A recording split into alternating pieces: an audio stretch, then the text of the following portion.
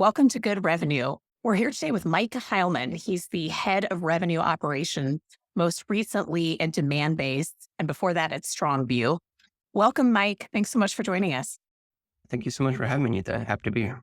One of many reasons I wanted to talk to you, you're one of the rare executives who's grown venture-backed businesses from 50 to 300 million in revenue, which is a huge accomplishment. And that's revenue, not just valuation. Will you tell us, what does it take to do that? I'll reflect on my most recent experience at Demandbase. When I got there, it was like a $30 million company. I'll characterize this, and this is a term you often hear inside of companies, in particular startups, but it's the Wild West. The Wild West basically means there's no rules. You can do whatever you want. You can say whatever you want. As long as it wins the deal, you win. Unfortunately, these things are not very scalable. And a lot of times what it means is like, you literally have a CEO, you have a co-founder. They're going out with the sales team. They're maybe even doing the pitch themselves. They're winning deals and getting customers. I'm not saying it's bad, but that's how those things go. Hopefully, the business can find enough repetition where the reps start to figure it out on their own. And you go from like CEO-led sales into kind of rep-led sales. It's still a Wild West. Each rep is like doing their own thing. They're treating their own quotes, which is really scary to think about. They're getting documents signed on their own, which is also scary to think about. The company starts to grow and maybe get to 30, 40, $50 million in this range. And it's still Wild West. You might have 5, 10, maybe 15 salespeople, but there becomes this key pivot point where you say, okay, we want to go from 50 to 100 or 25 to 80 or whatever the number is. And at the core of it is you fundamentally have to start to build and scale, because in order to get there, you're going to have base depth and higher resources. And this is oftentimes met with VC funding. And this is what can artificially fuel a lot of headcount and so forth. I remember this moment very clearly. It was me and the head of sales I was working for at the time at Demandbase, Gabe, who's now we said, we need to build a machine. From that moment, right, what does it mean to build a machine? A machine has instructions. How do we create instructions so that we could hire anyone in any department and if they follow those instructions, they're going to be successful? And that's very different from Wild West, which is like they come in, there are no instructions. They only learn by talking to people at the water cooler, failing many times and finding success through failure. So I think that's a big turning point for startup organizations that have more or less cracked the code on how to sell this thing now. It's still a Wild West, but now we really want to kick this into high gear. And it's really on management to take that step back and say, how do we write these instructions so that the next 5, 10, 15, 100 people, from acquisition of business to onboarding of customer to initial customer satisfaction to their first renewal to hopefully multi-year renewals in the future and all those types of things, the full customer journey. You have to write those instructions. And if you don't, it becomes really hard to scale. There's a lot of pattern matching would seemingly help you build those playbooks. And how much of the playbook that you're designing is from other organizations you've been a part of? And how much of it is this situation, this market, this competitive set, product, et cetera? It's a bit of both. I'll generically say that at any given SaaS company, the sales staging and the things that you're supposed to do within each stage all drink from the same stream. There is a value prop, the discovery meeting, capabilities presentation, then the demo, you get more stakeholders involved, and identify the product, eliminate competition, all that stuff. So those things are genericized for sure. But at the end of the day, sales won't give 2 seconds to it unless it's relevant to what they're doing and unless they believe in it. As a sales leader or an enablement person or a RevOps person, you have to get in the trenches and have co-sold with these people. When you're authoring it, people actually identify with it. If they identify with it, the next person you hire who doesn't understand the company at all, like they're probably going to be off in a good direction if the core sales team believes in it. And there's a lot of times these things get published because this is what you're supposed to do. And everyone goes, what the hell is this thing for? I don't do any of that stuff. And then it just becomes like this corporate slide that the VP shows to the board to say, great, we're installing process, but it's actually meaningless. And I'll also caution that any executive who comes into the company from the outside, who basically goes, I've got the plan, I know how this is done, they're going to fail because they don't. Yes, they know how it worked at the last company they worked at. But the truth is, every company is very unique and very different. And unless they're willing to have the humility to scrape it all back down and learn about the business, they'll probably fail. Just installing what you did at your last company is not a good plan for success. Founders have been taught at some point, you go hire a fancy executive from Salesforce or Demandbase and plug them in, and they'll just bring that. Instead, it seems like what you want is you want their skill sets, intuition, but also, to your point, the ability to actually field test something that's appropriate for your organization. Want people with open minds who are like actually intellectual, who can get into the problems like, oh, this is unique. Now I understand why a business behaves like this. I'm going to modify how I've always seen things done to now look like this because you're owning it. You're not just reinstalling something already built. Were there significant changes around the 100 million mark or some other inflection point where you felt like you had to really change as a leader or the process really had to change? Yeah, there was very specific demand base. Without getting too deep into details, let's just say it required a pretty challenging reorg. And this was a merger of our media business with our recurring or SaaS business. Those were two separate business units that operated individually, but we found that ultimately created a bad customer experience. It required that we consolidate the sales teams, sales management teams. And that meant that certain people were going to be the line, the reporting structure, we're going to upset apple carts and all these types of things. And the decision of the business at the time would have been to say, no, just ignore it. Let's just keep going because I don't want to upset these people. But it turned out to be the right decision. And at the end of the day, it's like the compass in the decision was, let's do what's right for the customer. And I think they need to have a good buying experience, a good customer experience, because if they don't have that, then nothing else matters. It was a key change that really put us on course to push well beyond the 100 million mark. That really resonates with me because I do think that is a common thread that I am seeing as well. You should orient around the customer because it's hard to find examples where it works where companies didn't. This is where executive decision-making is really hard because it's going to be really disruptive. There's going to be a lot of people management. People are going to quit on you. Like all types of fallout is going to happen. And even though you know that, is it a sure bet? Maybe not. Is this going to work the way I thought it was going to work out? And one of the ways that we trialed it was to say, okay, let's take a small segment of the business and consolidate it. We field tested it a little bit instead of just going the whole hog, and it validated a lot of our thoughts. I'm like, okay, let's just quickly accelerate into this. It's going to be painful, but let's do it. That seems like a great tip for people. You and I have talked about this before, but my sense is that annual planning is pretty messy most places. And hopefully there's always some quarterly planning and other things happening. I am very interested to know from other leaders, what are your thoughts about how annual planning can be better, more effective? Look, there's no silver bullet to these things. It's a really complex process that you've got to go through. But maybe before I just give some pointers on things, it's probably people will identify with it because, there's a lot more failure on this than success, especially at startups where things just never quite go to plan. But I'll paint the picture. You're finishing a year and you have your first year of what you consider to be like mediocre to good sales. And out of that, you got maybe a CEO, a CFO, the top executives and the board. They are really pumped about the future. They get very excited and create aggressive growth plans. It's highly rewarded in the investment community. You end up hiring maybe 2 extra sales force, twice the amount of people that you had in current year. For many people, I know you've seen this picture, but you get 6 months into that new year and half or maybe more of those people that you hired are gone. And then the whole annual operating plan is wrapped around unrealistic bookings goals, revenue targets that you just were never going to hit.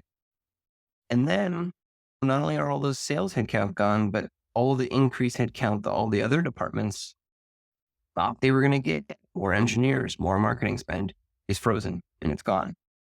That on itself is painful to go through, but I've seen it too. It can really demoralize the sales force because here's all these Christmas presents and we're promising you these things. And then it was all pretend. It wasn't real. It was never possible. And so that's a picture that I've seen externally. I've seen it internally. I've seen it, and we hear these stories. So that's what we want to try to avoid, right? How do we get in other scenarios that pan out better? And again, I don't have a silver bullet. I'm just going to go through some topics, just advice for people. I'm recording this here in November in 2023. People are probably neck deep in this stuff right now, thinking about how do we launch in January, assuming your calendar plan. But I guess some quick thoughts. One is start early, earlier than you think you need to start. And if you're starting now and it's November and you're planning to launch January, it's too late. You're going to rush and make mistakes to get stuff out early in January, and people are going to get pissed. People don't get their comp plans until March, April, May of the active year. I don't know how sales or marketing is supposed to operate in those environments. If comp plans have been issued, reps don't know their quotas, and accounts or territories haven't been redistributed or reassigned, they're still working what they had last year. How is marketing supposed to build the top of the funnel if they don't know they're routing the lead to the correct sales rep, or that might change at any given moment? You want to start early so that you have your stuff together so that you can launch early. Somebody is going to say, we're growing. We're going to go from here to here. In my career, I have found somebody will blurt out a number, and it's oftentimes the CEO, CFO. They'll tell you things like, we're going to grow 25%, 20%, 30%. The truth is, why not 1,000,000%? The reason I say that is not to be comical, but it's like, how'd you get there? And oftentimes these things just become like, had to pass the sniff test of the board. At the end of the day, unless you're growing, what the hell else are you doing? And how could we possibly present something to the board that doesn't make sense? And so it is what it is. And I get it. Growth has to happen, and growth is greatly rewarded. I guess what I would do is just, for all of you that are working on these things, challenge the growth plan. You have to be able to concretely tie that amount of additional revenue or bookings to very specific actions that are already either in motion or are going to hit very soon that will actually influence the calendar year that you're planning for. A good example would be the product launch. It's hitting Jan 1. Behind that plan, someone has done the work to say, okay, this product solves these needs. It hits this ICP. And across our customer base, we identified out of X accounts that we think Y would be ideal for this. We think we can get 20% of those in market this year. Of that 20%, we think we can convert 50% to sale. The ASP we're imagining is going to be in this range that amounts to the amount of bookings. And like that to me is okay. Like, we can rally behind this. There's something that we can put marketing programs behind it. We can get all the SDRs to start calling all the customers, let alone the new business reps. To me, that feels really good. And I'd feel like, okay, yeah, 25%. Hell yeah. Could we convert 30% of the customer base? Sometimes products don't arrive on time. They might come in August. And by then, to be honest, it's too late. And then people in a room in a closed door session basically convince themselves that they're going to grow 25% or whatever the number is because of productivity gains. And again, I'll be like, okay, how are we going to have productivity gain? You want to type in a better number in a spreadsheet, but like, where is that productivity coming from? And so there has to be like a coherent understanding of where the productivity gains going to come from. For some companies, that might be like, okay, we're going to invest in ABM or new contact solution. We're going to do some new spend on marketing offline or for gifting. So there could be programs there. There could also be enablement stuff that we're going to do with the reps where we feel like, okay, hey, close rate today is 15%, but we think we could probably take that to 20%. And here's specifically what we're doing to coach in better selling, to move the needle so that we convert more pipeline to close versus lost. I would just encourage, I guess, taking a step back, you're going to get growth goals. And I would just encourage you to challenge those goals. I really strongly discourage companies from attempting to try and somehow show growth next year. The economy's not great. Promising growth is a very challenging topic right now. And I think a lot of companies are going through existential moments where they might even be saying, okay, we're going to be flat year over year. Or we might actually need to guide down. And that actually has impact on the operating plan. I think that's real. It's being real, right? It's not just this infinite desire for growth. Yeah. Part of the question, in addition to whether or not companies should revise guidance, is to what extent is the business model, the lack of profitability or anything else, part of the challenge in terms of growth? There's a wider question here because obviously CFOs and finance are really big partner in that too. And I'm just curious to know, what is your sense of where business models come into this, and what can revenue leaders do to better partner with finance to figure some of this out? It's a tough one. It's a complicated one too, because the big picture, if you're a series A, B, C, anywhere that's basically not public, or public companies are doing the same thing too, but in particular, you get much closer to the fire as a young company. If you're not break even, you're probably not going to be around through the end of 2024. Naturally, it's a matter of cutting resources. Part of the challenge, okay, great, we'll just cut resources. Well, wait a second. We cut those resources. Are those actually going to impact our ability to even climb back up to this break even number? There becomes this dilemma. How do we make cuts such that it doesn't impact the guidance of the business? Or to be honest, maybe there does need to be a guiding down to actually accompany some of these cuts, and you have a lower target. One of the things that I was really trying to advocate for is, we've all seen this scenario of you aim too high and you end up going 3 months, 6 months into it. You lose your break even or profitability, and then you reset again, like mid-year, fire more people. There's demoralization of people, all this. We're failing as a company, right? You get into these all hands meetings and start targets again, and nobody feels good about that. I don't understand why we don't build up into growth. And if a guide low, we're going to be really lean as an organization, have as few people as humanly possible. That's probably going to boost productivity per person. If everyone's hitting goals at a rep level and we're actually hitting the number, maybe in February we add +1 and start incrementally adding investments along the way. If we see the stepstone of growth, let's keep going that direction. But just at this, the whole oversubscription on things and over committing causes so much trash, and it really does damage to the organization. I totally agree. Sometimes people discount that ramping takes time for everyone, right? And for someone like you have to hire folks, train them, get them ready to say all the things, revise the pitch, maybe the positioning changed. We got to do it all again. And there's just a lot in an organization. Just from my experience, like from a quota point of view, we can ramp a mature rep into full quota by Q3 of their tenure. Quota versus performance are very different things. The truth is, and this is what CFOs never want to hear, probably takes about 18 months for a sales rep to fully understand the business. They have a command of it and they know how to win business over and over again.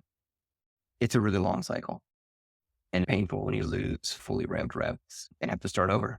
It does a lot of damage to the business. And that's certainly not something in projections, right? Because to your point, the organization, we miss goals, people are demoralized, they leave, we're resetting. Our best people have lots of options, so they're the first ones to leave. There's some real consequences to that. Yep, for sure. One of the things I have spent a lot of time on is the buyer journey. We've done a meta-analysis because one of the things that had been really frustrating to me as a marketing leader was the relentless pressure to offer these low quality leads that the sales team is never excited about, never wants to work. Yet we have these disconnected metrics across teams. What I found interesting in our analysis is it's so clear from the data, McKinsey, Bain, G2, Trust Radius, Gartner, everyone, that buyers, even in large, complex enterprise deals, really want to self-serve much longer in the process. I'm sure you see it too, but I'm so curious because it seems to me that we don't really work this into our go-to-market model. And so I would just love to get your perspective on that. What is your take on it as a sales exec? In its simplest form, a CFO is going to want to say, how many leads did it get? Basically meaning form submissions. When's the last time you as a CFO went to a ISV or some software vendor and gave them your contact information? The answer is going to be never. Or did you respond to a cold call or an email campaign? Yeah, we're getting to the point where it's robots talking to robots. And so the idea that you would intentionally submit your data to be contacted by maybe robots is not very appealing. What you're reflecting on is true. Buyers anonymously are doing all this browsing and basically education. They're self-educating is what they're doing, and they're early in the cycle. And they're actually educating, but also making decisions. And so they might be reading stuff on your site. So you don't know who they are, but this gets to know data on your website. Demandbase, this is the type of stuff that we did, but there's observations you can make. Okay, these companies are coming to the website. Okay, these companies are coming to the website. They're probably part of a certain buying persona. And I can see where they're going on the website. Okay, they're interested in this solution, which we know how to talk to in a given persona. Well, all the SDRs or the sales team, they've got all the contacts. They know who the personas are. They can start to put calls into these people. The whole goal is to engage and intercept in that educational process so that you can influence the outcome. And yeah, what you're describing is it's this challenge of all the murkiness of the process that the individual buyer goes through, from education to decision-making, selecting a vendor. And oftentimes by the end, if they're submitting a form, it's like they've already made up their mind. In my experience, a lot of the MQLs or forms that come in, most of those sit outside the ICP. So it's okay. Like, we're going to spend money basically driving traffic to our site to fill out forms. And we as an organization have agreed that we don't really even want to sell to these people because, well, maybe they don't pay us, or we do sell them. They do it for 1 year, then they quit. And it hits renewal rate. It's going to hit net retention. And by the way, we spent 6 figures acquiring that logo and we lost money on the deal. So it's very hard to have the discipline on these things, but you're right. The buying journey has fundamentally changed, and it's important to educate our CFOs and decision makers on this change.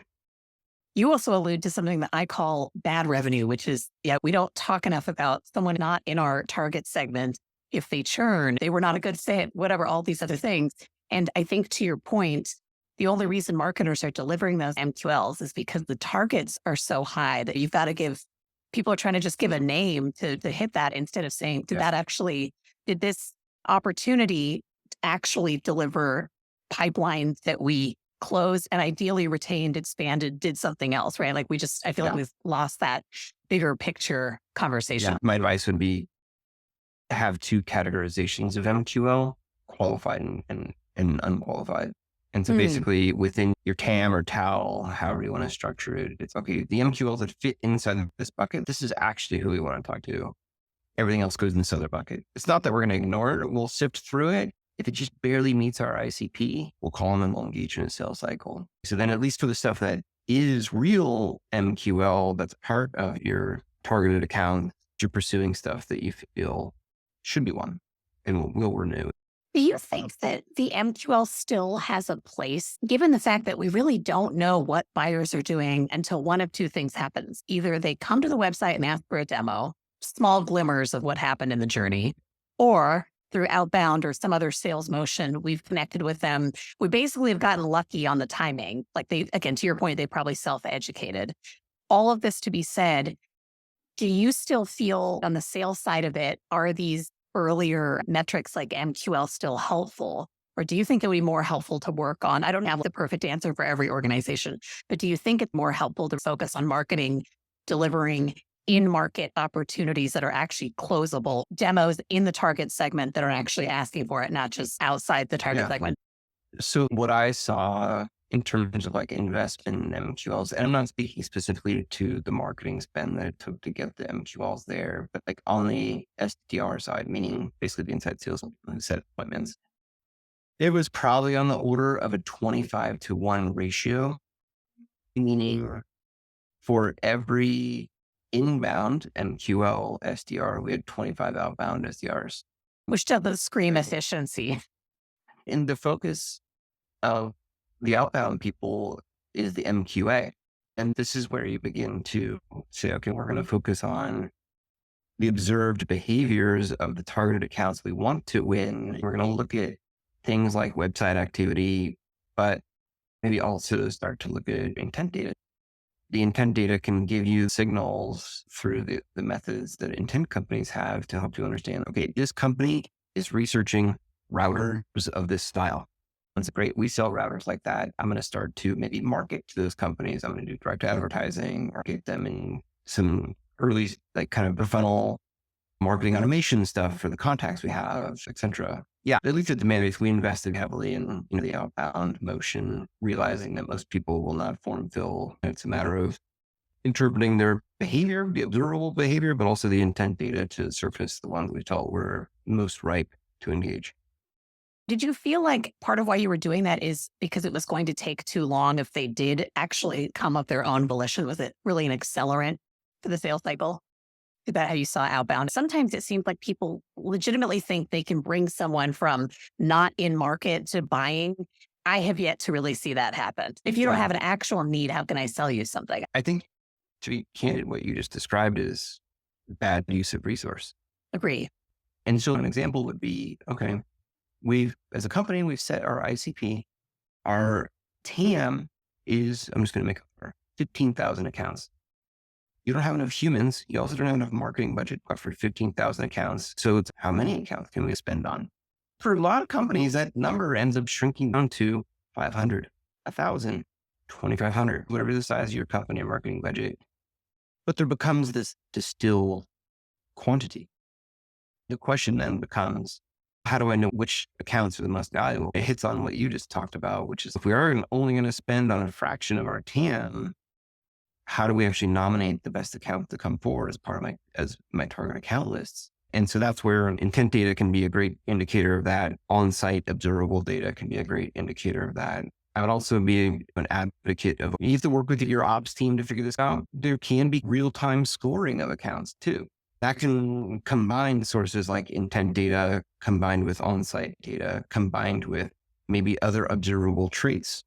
Because like independent of their engagement with you, you might be able to observe high value traits about their business. It could be the data that you have, the industry they're in, how many salespeople they have, their tech stack. What tech are they using on their site? Certain tech sometimes lends itself to the tech you're selling. It's a mirror into how much they invested in tech and so forth. So that scoring exercise can really help usher to the foreground to the accounts that are probably most likely to be your next best customer versus doing what you described, which is they haven't even thought about what it is you're selling. They're not even interested, but yet you're bombarding them with ads or outbound calls, and it's wasted effort. Yeah, I think the reason I bring it up too is because we want to reduce uncertainty, which I think is what you're alluding to. My observation is not only do we have sales laser focused on the 500 to 2,000 accounts, we then have marketing doing the same thing instead of what I think marketing should be doing, which is the folks who are not yet in marketing at scale. These feel like very distinct and beneficial teams to me. But my observation is that when under pressure, everyone moves towards the urgent, immediate.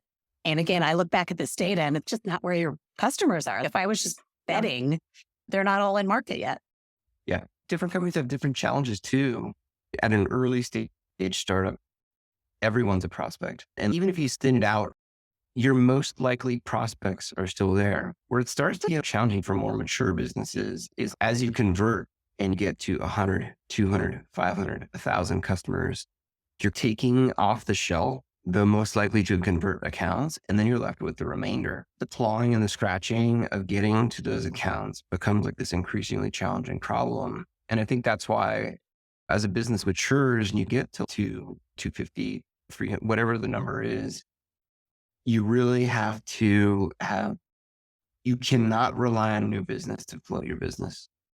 And it has to convert to customer growth and customer expansion. And that should, there's this flipping point where it's okay, like new business once upon a time is like the big cash cow. As you mature and get more customers, you have that crossing point where it's even that new business team, like relatively small compared to how many like customer sellers you have.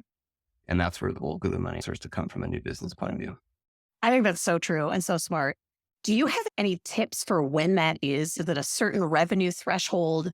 And the other thing that I find interesting in what you're saying too is I do think you're right that very early companies feel like they have an infinity TAM, like everyone on earth is going to ultimately buy this thing. People are not realistic about it.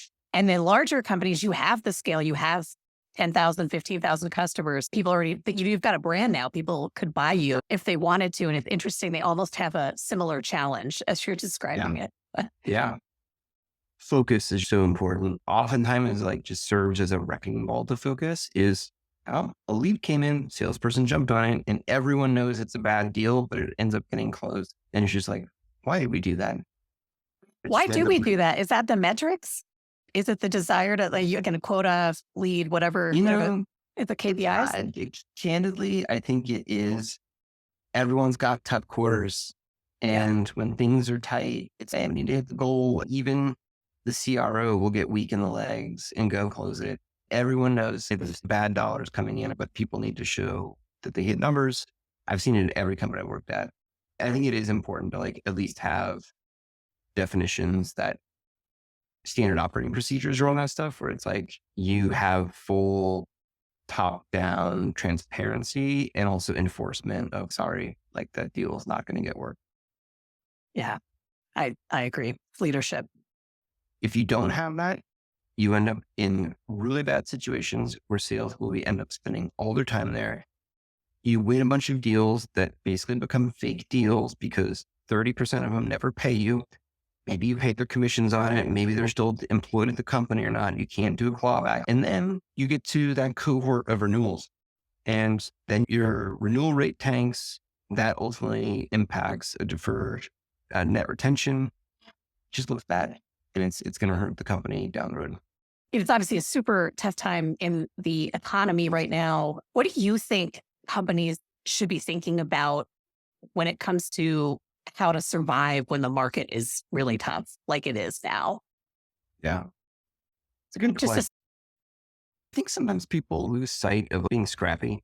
Is like any leader, everyone understands that times are tight or uncomfortable. If the leader of the organization, the CEO or CRO, whatever, whichever one is being impacted, if you can just make the appropriate changes that everyone believes are adjusted to the point where the goals become tangibly real, and you can stare at everyone in the eyes in the room and say, we just went through a brutal change, but I think you all agree these numbers do not look too scary. I'm going to need you all to buy in on that. We can hit these numbers because I want to be done with changes, meaning no more firing. And you can get some really strong passion out of that, where it's like everyone looks around the room, we're survivors, we made it. And you get some passion that comes back into it. The key piece is that the goals have to be tangibly real to people in the company. And the scrappiness part, I was like, well, okay, great. Now you can't spend money hiring contractors or doing events or whatever. Put your logo around a bus with shrink wrap and go park it outside of the Adobe conference. There's a million guerrilla ideas that you could do that pretty low cost have an impact or whatever. I think people sometimes forget about those things, and you just have to be creative. I really like that answer. And what I heard was the level setting with the team, realistic goal. And then when you do have to do the tough work of making cuts, make those choices and be done, not have death by 1,000 cuts. Yeah, exactly. And then it's 3 months later. Okay, I guess we weren't done. And it's because the goals weren't set correctly. They're still too aggressive or whatever. And so it's really hard to do. And there's no perfect science to it, but I just think sometimes you have to live with the reality check moments in tough discussions internally about setting those right goals and living with them. And again, those goals you could always bring it up down the road. Like, how many times have we worked at a company and they go, you know what, we're doing so well, we're going to raise the goal. Wouldn't that be refreshing versus what we've all experienced, which is we missed that one and we're going to lower that goal when times are tough. I'm the kind of person who is motivated by exceeding goals. If you set an unrealistic goal, it does not make me try harder. It makes me want to do something else. If it's not realistic, and I'm very competitive, it's not enjoyable. Nobody likes to feel like they're losing all the time. And then you're not making your variable compensation, all these types of things, and people can get pretty down. I think part of this too is that the goal setting is so important. I totally subscribe to what you're saying. And I think the other area where this seems to come, in my experience, is that tricky balance between long and short-term priorities. And this is very hard for sales and marketing teams. Do you have any advice around how you balance that, or what you think an organization should do? I've seen really healthy sales and marketing relationships, and I've also seen dysfunctional relationships between sales and marketing. This is my own personal opinion, but I think, first off, as a company, the head of sales, head of operations, head of marketing need to all agree on a waterfall model and what the goals are. What is our funnel? What are our goals? Each one of those numbers that we set as a goal, all the way down to amount of pipeline created. There's a belief, and we have to do this together.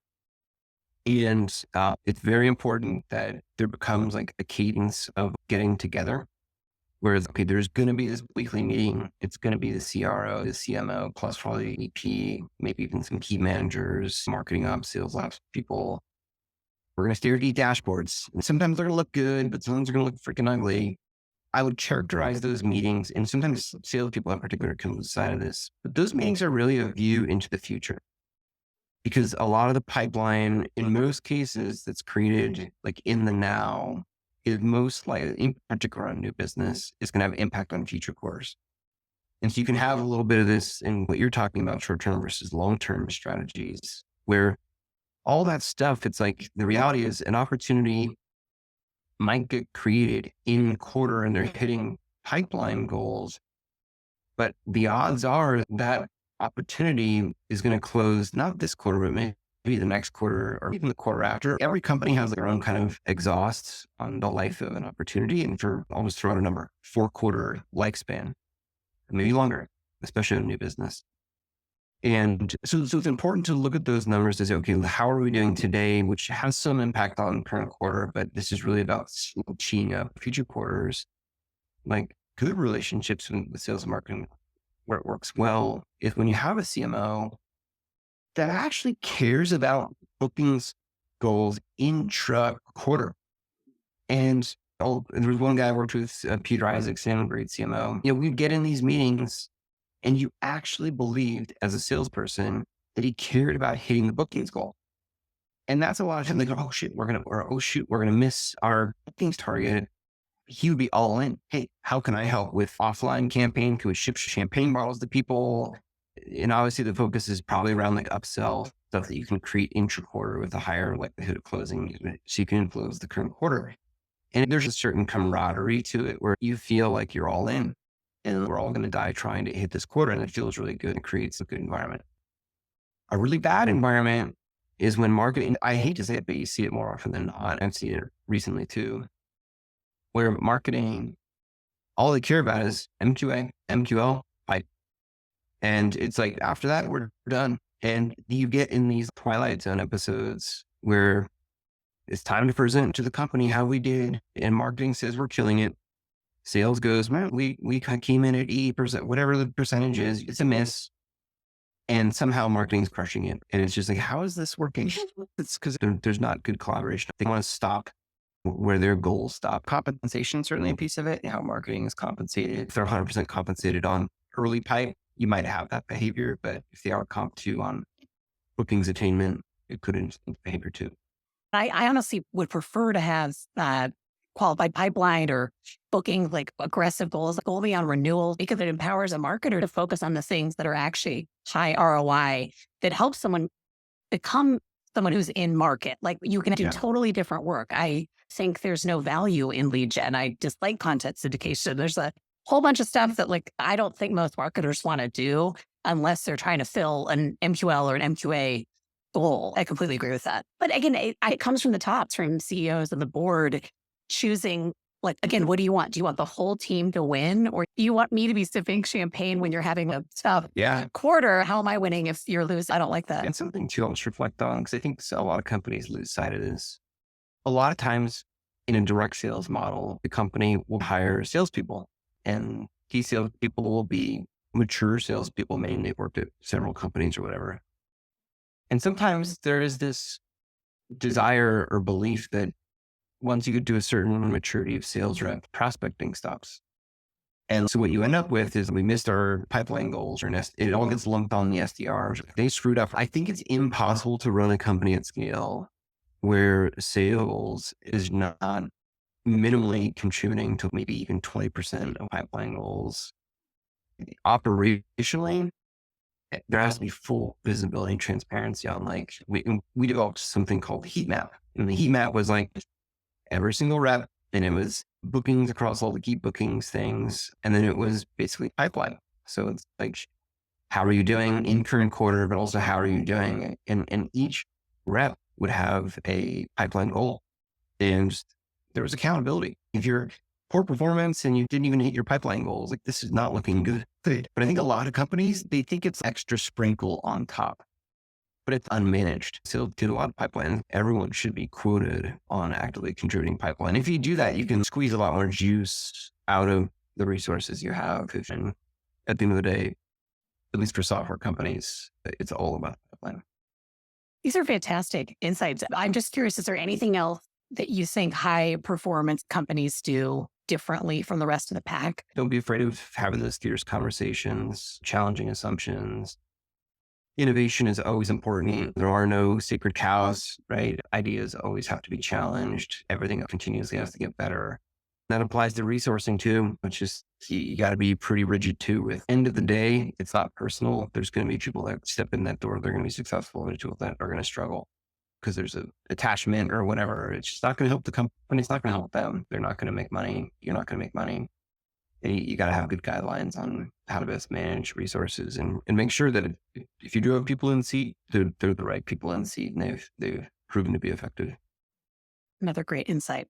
Yeah. And last question, what is your top advice for CEOs or senior executives right now? People we're tiptoeing towards 2024. I think it's just a true existential stare in the mirror moment. I don't think there's any reason to believe that there's going to be less choppy waters next year. I would say probably more of the same, could get worse. So I think you've got to have the right headspace going into planning. And that might mean some tough conversations about bookings targets and revenue goals, which are going to be tough. But I would just also, the truth is too, you can turn on your investors and ask them, how's the rest of your portfolio doing? They're not going to disclose that to you, but the truth is none of them are doing well. There has to be some embrace of reality. This has been so great, Mike. Thank you so much. Really enjoyed having you. I thank you for answering so many questions. I think you had a lot of insights to share with us. Thanks for joining us here at Good Revenue. If you liked what you heard, please leave us a review, follow the show, or share it with a friend. We're a news show, so it really helps other listeners find us. And if you have feedback, comments, or suggestions for episodes or guests, please reach out to us. You can find our information in the show notes.